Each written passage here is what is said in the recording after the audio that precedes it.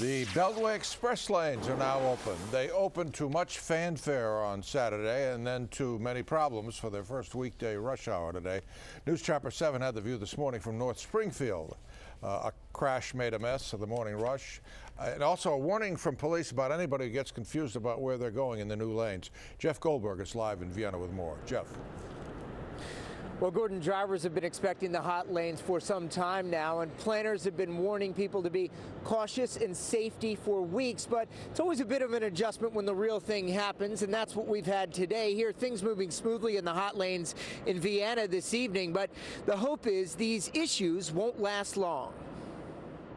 If you're anywhere near the hot lanes, all the signs can make them hard to miss, which can be good. As long as they follow the signs and everything, it shouldn't be too difficult. Or bad, depending on who you ask. The signs are really big with a lot of information on them. Susan Gaffney isn't surprised by the crashes or confusion that have come since opening day. It was hard while you're driving to process and figure out what you're supposed to do. While Dave Sherman sees the information, but not the problem. People need to read the signs.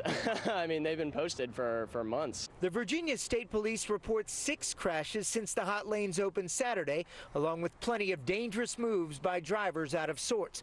Most of them at the curve near the entrance to the hot lanes at Springfield Braddock Road. Right about here is where they realize what's going on and jettison their plan. Cesare Tiano with the Virginia State Police has seen several cases of drivers accidentally entering the hot lanes, then either backing up on the highway to try and get out, make an abrupt lane change, or even drive over the so-called plastic bollards to get out. It's at that point where they usually become involved in a crash or cause others to become involved in a crash. Police and planners don't think it's a flaw with the design or signage or information, but simply what happens on the bumpy road to adjustment. What we're seeing out there is driver confusion about a new traffic pattern. I think it'll take some time, but I think it'll be a big improvement on the area. Now, planners have already begun adding more reflectors to the plastic barriers to better mark the hot lanes. And beginning tonight, they're going to be changing some of the striping patterns on the road to extend the merge area at that Springfield interchange. The hope is, of course, these changes are going to lead to smoother days ahead.